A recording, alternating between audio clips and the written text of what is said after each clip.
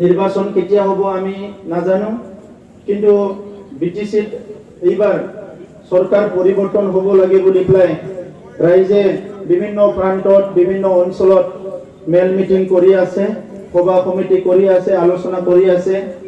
আৰু এই সভাবিলাকত বহু ধৰণৰ আমি অভাৱ অভিযোগ ৰাইজৰ পৰা শুনিবলৈ পাইছো।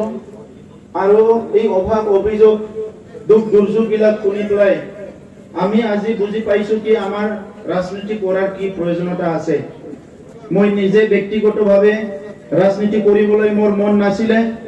দীৰ্ঘদিন ধৰি ছাত্ৰ সংগ্ৰামত থাকি মই ভাবিছিলো কি মই কোনোদিন ৰাজনীতি নকৰো আৰু ৰাজনীতি ছাত্ৰ সংগঠনৰ পৰা আজৰি লোৱাৰ পিছত সমাজৰ কাৰণে কাম কৰিম, যুৱকসকলৰ কাৰণে কাম কৰিম, ছাত্ৰ ছাত্ৰীৰ কাৰণে কাম কৰিম, খেতিয়কসকলৰ কাৰণে আৰু পিছপৰা শ্ৰেণীৰ আমাৰ মানুহৰ কাৰণে কাম কৰিম। কিন্তু যেটো দেখিলো যে যোৱা 27 জানুৱাৰীত এখন চুক্তি হৈ গ'ল। এই চুক্তিৰ হোৱাৰ আগত আমাৰ অঞ্চলবোৰতো অলপ অনিশ্চয়তা আছিলে কি শান্তি ঘূৰি আহিবনে নাই, আমাৰ নিৰাপত্তা থাকিবনে নাই, পুনৰ আকৌ জ্বলন্ত এটা পৰিৱেশ হ'ব নেকি। এই কথাবিলাক যোৱা 30 বছৰে আমাৰ এই অঞ্চলত বসবাস কৰা বড়োৰ লগতে আমাৰ বিভিন্ন জনগোষ্ঠী ৰাইজক মানে বহুত এটা শংকিত কৰি পেলাইছিলে।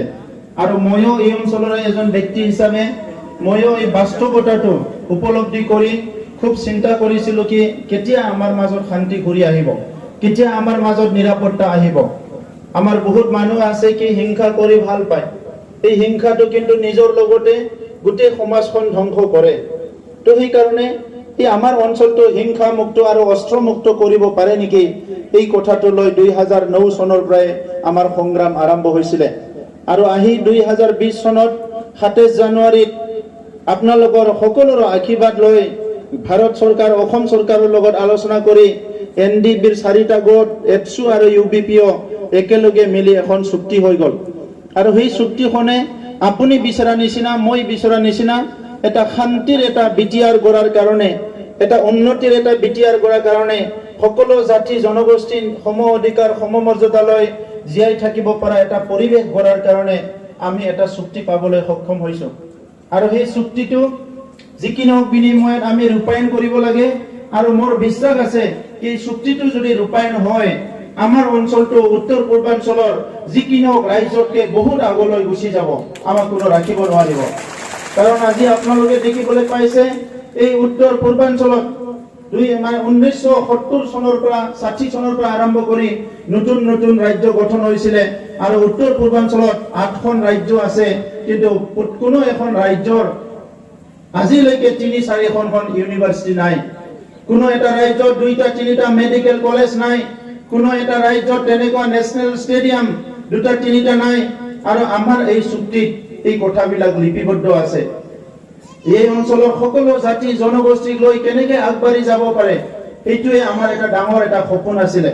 মই ছাত্ৰ সংগঠনত থকা সময়ত মই অনুভৱ কৰিব পৰা নাছিলো কি এনেকুৱা এটা পৰিৱেশ পাম কম দিনৰ ভিতৰতে য'ত আমি একেলগে গোৰ্খাৰ লগত কাম কৰিব পাৰিম, বেংগলীৰ লগত একেলগে কাম কৰিব পাৰিম, মাইনৰিটিৰ লগত একেলগে কাম কৰিব পাৰিম, ৰাভা শৰণীয়া আদি কৰি সব জনগোষ্ঠী একেলগে মিলি পেলাই যে আমি কিবা এটা সপোন ৰচিব পাৰিম আমাৰ নিজৰ অঞ্চলৰ কাৰণে, নিজৰ দাদা ভাইৰ কাৰণে, এই কথাটো মই উপলব্ধি কৰিব পৰা নাছিলো।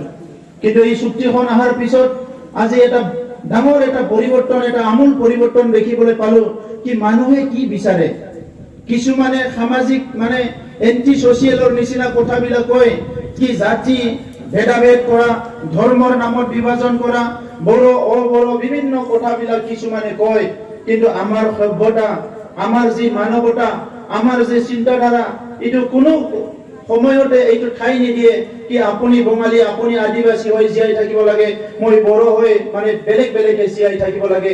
এই কথাটো কোনোদিনে আমাক মানে এই আমাৰ মানৱতাই এইটো এলাও নকৰে। হয়, আমাৰ নিজৰ নিজৰ সংস্কৃতি আছে। আজি বড়ো সংস্কৃতি খেৰাই বাগুৰুম্বা ইয়াতে জীয়াই থাকিব লাগে। একে সময়তে আদিবাসীসকলৰ ঝুমুৰ আজি সান্তালী সকলৰ সকলোৰে নিজৰ ভাষা সংস্কৃতি জীয়াই থাকিব লাগিব বঙালী সকলৰ ভাষা সংস্কৃতি জীয়াই থাকিব লাগিব গুৰখা সকলৰ ভাষা সংস্কৃতি জীয়াই থাকিব লাগিব যিমানখিনি জনগোষ্ঠী আছে আমাৰ এই অঞ্চলত ৰাভা কৰণীয়া মাইনৰিটি সবৰো অসমীয়া সবৰো মানে আইডেন্টিটি কালচাৰ জীয়াই থাকিব লাগিব আৰু এই কথাটো ভাৰতবৰ্ষৰ সংবিধানে স্পষ্ট কৰিছে যি সময়ত বাবা সাহেব আম্বেদকাৰে সংবিধান লিখিছিলে ৰচনা কৰিছিলে সেই সময়তে স্পষ্ট কৰি দিছে কি আমাৰ ভাৰতবৰ্ষত বিভিন্ন ধৰ্ম জাতিৰ লোক ভাষা ভাষী একেলগে থাকিব আৰু সমমৰ্যাদা সম অধিকাৰ পাব কিন্তু আমাৰ ইয়াৰ পিছত কি হ'ল বিভিন্ন নেতা আহিল পালি নেতা আহিল ৰাজনীতি কৰিবলৈ আহিল এই মানুহবিলাকে সমাজ বিভাজন কৰি আমাৰ মাজত এটা ঘৃণাৰ বীজ সিঁচি দি পেলাই ৰাজনীতি কৰিবলৈ আৰম্ভ কৰিলে আৰু সেই ৰাজনীতি যিটো ঘৃণাৰ ৰাজনীতি যিটো নেকি ভয়ৰ ৰাজনীতি যিটো নেকি বাহুবল ধনবলৰ ৰাজনীতি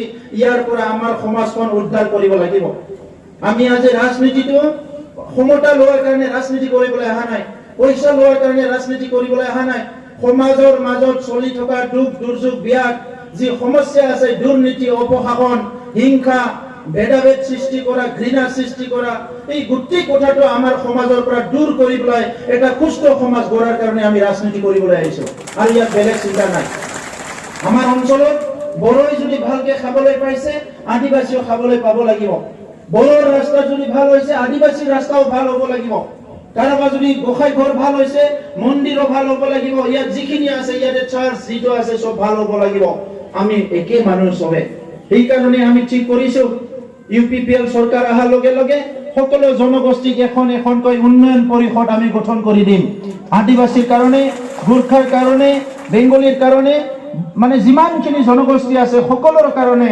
এটা এটা উন্নয়ন পৰিষদ গঠন কৰি দিম আৰু এই কথাটো যোৱা 17 বছৰত বিপিএফে হাগ্ৰামা মহিলাৰী ডাঙৰীয়া ভাবিবলৈ নোৱাৰিলে এই কথাটো কোনোবা বিপিএফৰ এমএলএ মন্ত্ৰী ভাবিব নোৱাৰিলে আজি আমি কোৱা কাৰণে এই 3 দিন 4 দিন আগত হাগ্ৰামা মহিলাৰীয়ে কৈছে আমিও উন্নয়ন পৰিষদ গঠন কৰিম বুলি বলাই কিন্তু 17 বছৰত এই কথাটো ভাবিবই নোৱাৰিলে তো এই কাৰণে আজি আমাৰ বহুত সমস্যা আছে ভূমিৰ সমস্যা আছে তেখেতসকলে কৈছে ইউপিপিএল চৰকাৰ আহিলে মাটি পাট্টা নাপাব ভূমিৰ পাট্টা নাপাব একো নাপাব ইউপিপিএলে আপোনালোকক খেদি দিব বঙালী এৰিয়াত যাই বেলেগ এটা কথা কয় আদিবাসী এৰিয়াত যাই বেলেগ এটা কথা কয় মাইনৰিটি এৰিয়াত যাই বেলেগ এটা কথা কয় সকলো জনগোষ্ঠী উল্টা পুল্টা কৰি আছে এই মানুহবিলাকে কিন্তু প্ৰশ্ন এটাই 17 বছৰত কিয় আমাৰ ৰাইজক ভূমি পাট্টা নিদিলে প্ৰশ্ন এটাই কিন্তু আৰু এই কাৰণে আমি ঠিক কৰিছো আজি যিসকলে ফৰেষ্ট অঞ্চলত বসবাস কৰি আছে সেই সকলে ভূমিৰ পাট্টা পাব লাগিব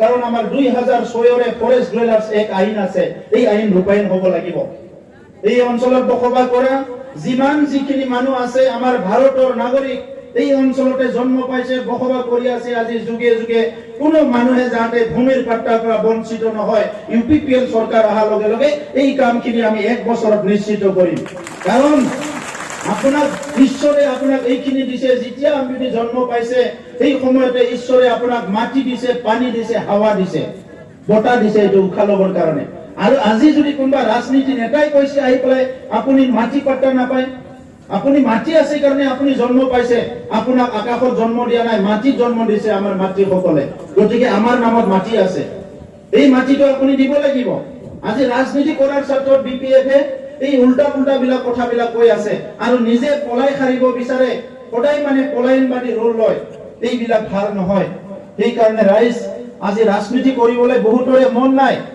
ৰাজনীতি নেতা বিলাকৰ ভাষণ খুলিবলৈ মন নাই কাৰণ স্বাধীনতাৰ ৭৪ বছৰ আগত মানে এই পিছত এই যিমানখিনি ইলেকশ্যন হৈ গ'ল এমএলএ ইলেকশ্যনত ভাষণ শুনিছে বিটিসি ইলেকশ্যনত ভাষণ শুনিছে এমপি ইলেকশ্যন হৈ গ'ল এবছৰ আগত ভাষণ শুনিছে এইটো কৰিম সেইটো কৰিম এইটো কৰিম সেইটো কৰিম কিন্তু স্বাধীনতাৰ ৭৪ বছৰ পিছত এনেকা বহুত গাঁও আছে য'ত এতিয়া এক মানে টুকুৰাও শিল পৰা নাই বহুত এটা গাঁও আছে য'ত এখনো ঘৰ পোৱা নাই বহুত এনেকুৱা গাঁও আছে য'ত মানে আজি ৰেচন কাৰ্ড মানুহৰ নাই কি আজি বহুত বছৰ আগতে ৰেচন কাৰ্ড দিবলৈ দিলে আজিলৈকে ৰেচন কাৰ্ড পোৱা নাই বহুত এনেকুৱা মানুহ আছে কি হাতত জব কাৰ্ড নাই খাবলৈ ভাত নাই কিন্তু সেই মানুহটোক জব কাৰ্ড দিব দিছিলে তেখেতৰ হাতত জব কাৰ্ড নাই বহুত এনেকুৱা মানুহ আছে বৰষুণ পৰিছে ভাত বনাবলৈ ঘৰ নাই প্লাষ্টিক দিছে, বৰষুণ পৰি আছে, ভাত বনাব পৰা নাই, শুই থাকিবলৈ নাই, ইফালে ঘৰৰ চৰকাৰে কৈছে ঘৰ দিব লাগে, কিন্তু ঘৰ দিয়া নাই।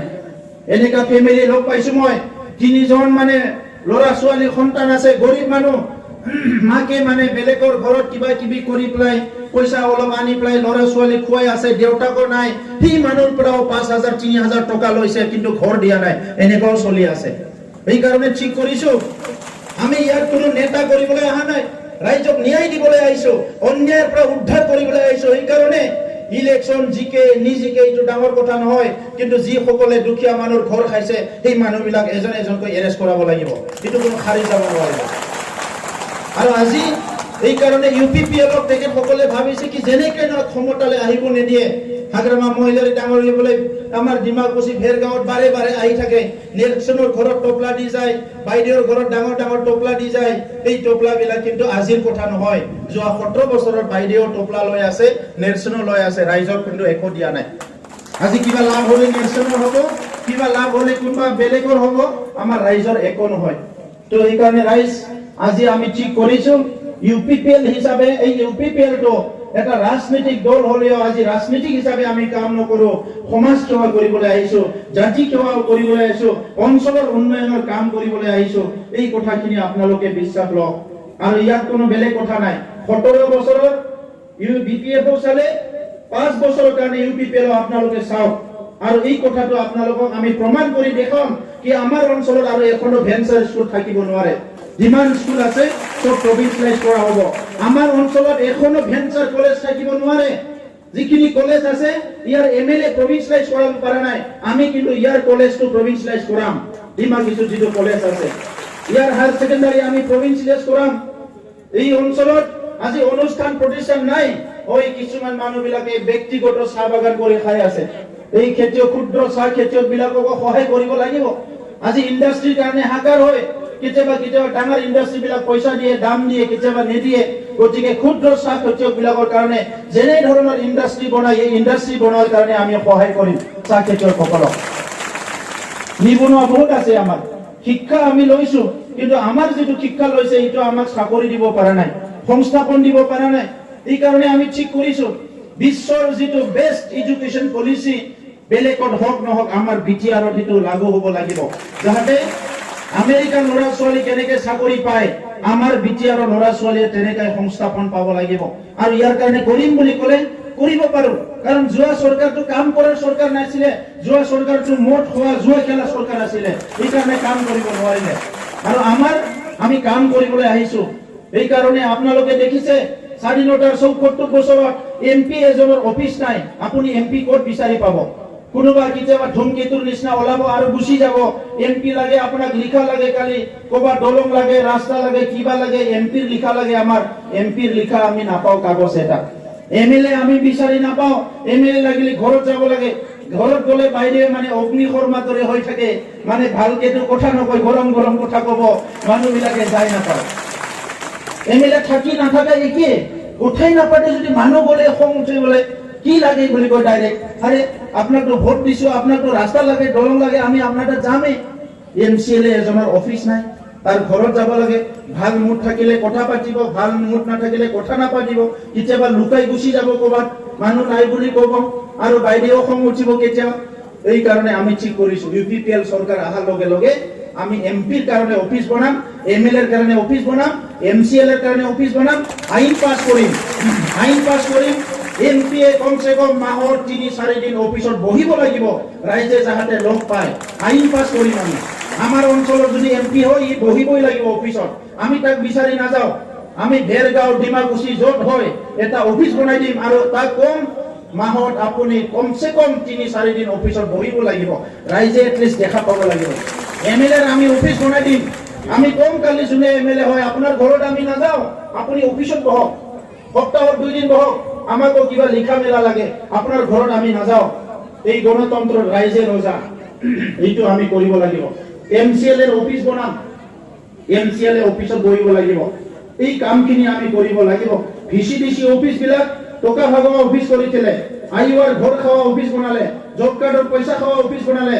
এতিয়া আৰু VCDC অফিসত IUR ঘৰ, জব কাৰ্ডৰ পইচা খাওয়া অফিস নহয়, ইয়াত প্ৰত্যেকটো VCDC অফিসত আমি স্কিল ট্ৰেইনিং চেণ্টাৰ আৰু ফাৰ্ম মেচিনাৰী বেংক আমাৰ খেতিয়কসকলে যাতে ট্ৰেক্টৰ সেক্টৰ লাগিলে ইয়াত মানে বিনামূলীয়া লৈ যায় খেতি কৰিব পাৰে তেনেকা ভিচিডিসি অফিসবিলাক আমি গঢ়ি তুলিম। নিবনুৱাসকলৰ কাৰণে প্ৰত্যেকটো সাৰ্কেল ব্লকৰ আন্ডাৰত আমি স্কিল ডেভেলপমেন্ট মানে সেন্টাৰ খুলিম, 100খন বিদ্যালয় খুলিম। এই বিদ্যালয়টো আপুনি বৰ্তমান এলপি এমই হাই স্কুলত যি পঢ়ি আছে ইটোৰ কাৰণে নহয়, যাতে আমাৰ স্কুল কলেজ ড্ৰপ আউট হোৱা ল'ৰা ছোৱালীয়ে কিবা হাতৰ কাম শিকিব পাৰে, কিবা স্কিল শিকিব পাৰে আৰু কাম কৰি খাব পাৰে। এতিয়া কি হৈছে, লকডাউন হৈছে, কাম নাই, সব গুজৰাট হাৰিয়ানাৰ পৰা ঘৰলৈ ঘূৰি আহিছে, একো কাম নাই, সব ল'ৰা ছোৱালী বিলাক ইফালে এবাৰ গৈছে ইফালে এবাৰ গৈছে, কাম লাগে কাম লাগে কাম লাগে। অহাকালি কি কৰিব? সবে মানুহ আজি মোবাইল ৰিচাৰ্জ কৰিবলৈ পইচা পোৱা নাই, কালি কিবা কৰিবলৈ পইচা পোৱা নাই, কালি লংপেন এখন চিৰি গল কিনিবলৈ পইচা পোৱা নাই। খং উঠি কিবা কৰি দিব পাৰে যুৱকসকলে। এই কাৰণে সময় নাযাওঁতে আমি তেখেতসকলক সংস্থাপন দিব লাগিব। আৰু সংস্থাপন গভৰ্ণমেণ্ট চাকৰি নালাগে। যদি ইয়াত 1000 জনে যদি চাহ বাগান কৰিছে আৰু 1000 জনে ভাল খেতিয়ক হ'ব পাৰে, 1000 জনে মুৰ্গী পালন কৰিব পাৰে, 1000 জনে হাঁহ পালন কৰিব পাৰে, 1000 জনে কণী প্ৰডাক্ট কৰিব পাৰে, 1000 জনে ছাগলী মানে পালন কৰিব পাৰে। আজি ছাগলী মাংস 600-700 হৈ গৈছে দাম, কণী এটাৰ দাম মানে কিমান হৈ গৈছে। এইবিলাক আমি যদি কৰিব পাৰো হাজাৰ হাজাৰ মানুহ সংস্থাপন হ'ব। আৰু আমাক প্ৰশ্ন কৰিছে এতিয়া বিপিএফ কেনেকে 5 লাখ মানুহ সংস্থাপন কৰিব? 5 লাখ নহয়, ইচ্ছা থাকিলে 10 লাখ মানুহ সংস্থাপন দিব পাৰে। আৰু এই বিপিআৰ চৰকাৰৰ কাম ৰকেট উৰোৱা নহয়। তেখেতসকলে ভাবি লৈছে চাগে যে ইহঁতে আহিছে ডাঙৰ ডাঙৰ কথা কৈছে, ইহঁতে আকাশত ৰকেট উৰাব নেকি? আমি ৰকেট উৰাবলৈ অহা নাই। আমাৰ নিজৰ দুখীয়া আই বাই ভাই ভনী যিসকলে দুবেলা দুমুঠি ভালকে খাব পোৱা নাই, সেই সকলৰ কাম কৰিবলৈ আহিছো। গতিকে আজি ইউপিপিএলৰ সকলো কৰ্মকৰ্তাকে মই কৈছো যে আজি এই বিটিআৰ অঞ্চলত আমূল পৰিৱৰ্তন অনাৰ স্বাৰ্থত, ৰাইজক শান্তি দিয়াৰ স্বাৰ্থত, নিৰাপত্তা দিয়াৰ স্বাৰ্থত, উন্নয়ন দিয়াৰ স্বাৰ্থত আমাৰ মা সকলৰ, আমাৰ ভাই ভনী সকলৰ চকুত যাতে অলপ হাঁহি মুখে দেখিবলৈ পাওঁ কি ঘৰত আৰু সমস্যা নাই, এইখিনি কৰাৰ স্বাৰ্থত সবে পৰিশ্ৰম কৰিব লাগিব। আমাৰ ইউপিপিএলৰ কৰ্মকৰ্তা সকলক কৈছো। আৰু বিপিএফৰ কালচাৰটো এৰিব লাগিব। মিটিং এটা কৰিলে 2 পেক খাব, মিটিং এটা কৰিলে 3 বটল খাব, এই কালচাৰটো এৰিব লাগিব। আজি মহিলাৰে ডাঙৰীয়া আহে বোলে গাঁৱত, সব মানে মাছ মাংস ৰেডি কৰি থয়, খাই যায়। স্কুল এখন যে চাই যাব লাগে শিৱ ডাঙৰীয়া, কোনোবা দিনা চাইছেনে? ডিমাকুছিত ইমান দিন আহিল কাৰোবাৰ ঘৰত, ডিমাকুছিত কৰবা হস্পিটালটো কোনোবা দিনা শিৱে চাই গৈছেনে? কোনোবা হাই স্কুল এলপি স্কুল এমই স্কুলত চাই গৈছেনে? কোনোবা 10 জন খেতিয়কো মাতি কথা পাতিছেনে? কোনোদিন পাতা নাই। কিয় নাপাতে? কথা পাতিব লাগিব। এইটো আপোনাৰ চৰকাৰ হয়, আমাৰ চৰকাৰ হয়। আমি সেইকাৰণে ঠিক কৰিছো প্ৰত্যেক 3 মাহৰ মূৰে মূৰে আমাৰ যিবিলাক এমচিএলএ ইএম হ'ব, গাঁৱে গাঁৱে যায় ৰাইজৰ কথা শুনিব লাগিব। 3 মাহৰ মূৰে মূৰে 3 মাহৰ মূৰে মূৰে যদি এই কামটো কৰিব নোৱাৰে, এমচিএলএ বিলাকৰ কিন্তু দৰমহা কাটা যাব। কাম কৰিব লাগিব, নহলে নহব। এনে এমচিএলএ বুলি কয় গামছা লৈ লৈ ফুৰিলেতো নহব নহয়, কামো কৰিব লাগিব। তো এইকাৰণে ৰাইজ এটা পৰিৱৰ্তন লাগে। এই পৰিৱৰ্তনৰ কাৰণে আপোনালোকে ওলাই আহিছে। আজি টকা পইচা হাগ্ৰা মাহাতৰ লগত আছে, কিন্তু আমাৰ লগত এটা কি আছে? হৃদয় আছে, কি মৰম কৰিব পাৰা। বহুত সময়ত পইচাই কাম কৰিব নোৱাৰে, যিটো নেকি মৰমে কাম কৰিব পাৰে। আজি পইচা দি তেখেতসকলে আমাক বস্তুৰ নিচিনা কিনা বেচা কৰিবলৈ আহে। আমি বস্তু নহয়, আমি মানুহ হয়। আমাৰ মান ইজ্জত আছে। এই দেশৰ আমি নাগৰিক হয়, আমি ভোটাৰ হয়। মই এটা ভোট দি মন্ত্ৰী এমএলএ কৰিব পাৰো, মোৰ কিমান শক্তি আছে। আৰু মোক কোনোবাই কিনিবলৈ আহিছে এইটো নহব। যদি আপুনি পইচাই দিব পাৰে, এই ৰাস্তাটো পেভাৰ্স ব্লক কৰি দিয়ক, পাকা কৰি দিয়ক, এইটো কথাটো ক'ব লাগিব। যদি পইচাই দিব আহিছে, আমাৰ গাঁৱৰ নিবনুৱাসকলক সংস্থাপন দিয়ক। সি 40-50 বছৰ নিজৰ জীৱনত কিবা এটা কৰি খাব পৰাকৈ। আজি আপুনি 5000 টকা দিব, কালি খাই পেলাম, ইটোই শেষ হৈ যাব, এইটো কেনেকে হ'ব? তো সেইকাৰণে গোটেই পৰিৱৰ্তনৰ কাৰণে আমি কাম কৰিছো। আপোনালোকে ওলাই আহিছে আৰু এতিয়া শিউৰ হৈ গৈছে কি আমাৰে চৰকাৰ হ'ব আৰু বেলেগৰ চৰকাৰ নহয়। কোনোবা বহুত ভাৱ দিব পাৰে, এই ভাৱটোৰ এইটো নহব। মহিলাসকলৰ কাৰণে বহুত কাম কৰিব লগা আছে। সমাজত 50% মহিলা, 50% পুৰুষ। কিন্তু ঘৰখন চলাই মহিলাই। ঘৰত যোৱাৰ লগে লগে, ৰাস্তা পাৰ হৈ ঘৰৰ কেম্পাছত সোমোৱাৰ লগে লগে ঘৰৰ কিন্তু 70% কাম মহিলাই কৰে, 25% পুৰুষে কৰে। কিছুমান 25ও নকৰে, জাষ্ট ঘৰত যায় জিৰণি লয় আৰু ওলাই আহে, ভাত পানী খায়।